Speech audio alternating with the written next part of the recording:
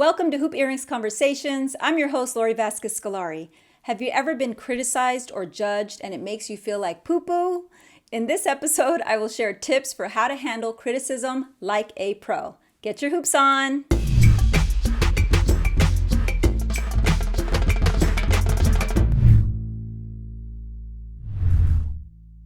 Do you beat yourself up when someone criticizes you?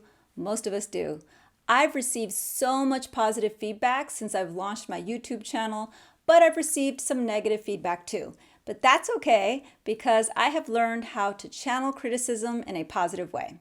So this episode is dedicated to all the playa-haters out there. All right, today we will flip the script on criticism. What if we started embracing it? What if we started to use it to improve, to master ourselves? And what if we saw it as a gift? Know who does that? Many native cultures have different traditions and practices for teaching their young about criticism from the start, so it's embedded in their community. Here are 4 common themes and practices in indigenous cultures. First, criticism is constructive. It's often seen as a way to help individuals grow and improve and is framed in a positive, supportive manner. Feedback is given thoughtfully and not as a personal attack. 2, elders are the guides. In many indigenous cultures, elders play an important role in guiding and mentoring the young, where they're often messengers of criticism. So when the little ones are in need of some criticism, you can expect the elders to be the ones assigned in the community to deliver the message, and they are respected by many as a valuable source of wisdom and guidance. 3, it's a collective responsibility. Indigenous cultures often emphasize the importance of community, and criticism is seen as a way to help maintain the health and well-being of the entire group. So, you know when someone's kind of screwing up their lives and you're just all chismosa, like, what is up with homeboy? Well, if we were to take a lesson from Don Miguel Ruiz, the author of the 4 Agreements, he says, be impeccable with your word and speak with integrity. And instead, let's decide who in our group is going to give homeboy the feedback, maybe a well-respected elder. And if they can learn from that feedback, it affects the entire community for the better. And number 4, teaching through storytelling. So many indigenous cultures use storytelling to teach important lessons, including the value of receiving and learning criticism. So if you have young kids, bring it into their story time while they are young so they don't have to suffer later in life like the rest of us. Check out this children's book called Thanks for the Feedback, I Think. Best Me I Can Be. So I know I have struggled with criticism when I went through the traditional dominant culture school system where they did not mention the topic of criticism at all, much less how to handle it. And my mom was in a constant struggle to clean houses, trying to make a living in the United States, and lost the ways of our ancestors. So many of us did not have access to this native and wise way of learning about criticism, which is why I believe many of us struggle with it today. So here are my 5 tips for how to handle criticism like a pro.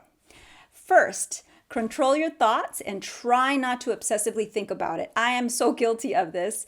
So say you give a presentation and you receive all this positive feedback on it, but then one person says something negative about it, and our brain tends to focus on that one bad negative comment instead of the dozens of good ones. Does that sound familiar?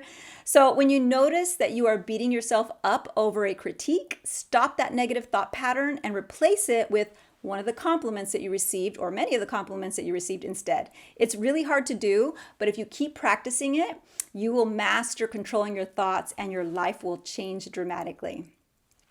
The next is evaluate criticism. So assess if it's valid and useful first. So there may be a grain of truth in the criticism or maybe not at all, but talk to a trusted friend and say, yo, can I get some honest feedback? So-and-so said that I suck at blah, blah, blah. And they may say, yeah, I kind of agree. You could improve in that area. Or they may say, nah, that person's crazy. All right, next tip. Speaking of crazy, number 3, if the feedback is not constructive, let's take another note from the Toltec wisdom. Don't take it personally. Remember that criticism is not a reflection of your worth as a person, but rather a reflection of someone else's opinions or perceptions. Have you heard of the movie Bubble Boy? It's about a guy who was born without an immune system, so he has to live in a sterilized plastic bubble. So if someone is coming at you hot in a meeting, for example, imagine that you got this plastic bubble around you and let those mean words bounce right off the bubble so they do not enter your energy field. Tip number 4, speaking of energy, channel your energy. When you receive criticism, I try to channel my energy by giving out a compliment to someone else in that very day. So when someone critiques me, I say, oh, I get to give out a compliment today because I made that silly rule for myself. So it's very rewarding to give out compliments. And then instead of remembering the critique that you got that day, you can instead think about the response to the person that you gave a compliment to that day. And number 5, give out feedback and criticism yourself, but give it out with kindness and with the intention of being helpful.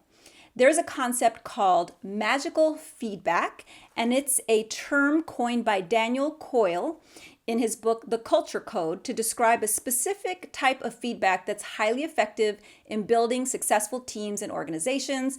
Lots of NBA basketball coaches use this.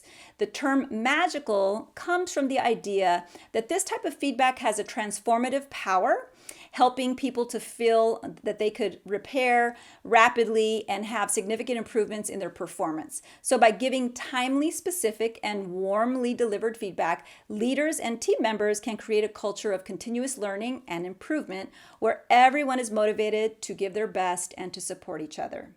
So there you have it. Let's summarize my 5 tips for how to handle criticism like a pro. Number 1, control your thoughts. When someone criticizes you, don't obsessively think about it. Number 2, evaluate the criticism by asking a friend if it's valid. Number 3, don't take it personally. Let the negative comments coming at you bounce off your energy field. And number 4, when you get criticized, give out a compliment to someone else as a way to channel your positive energy. And the final one, give out constructive feedback yourself in a kind and productive way.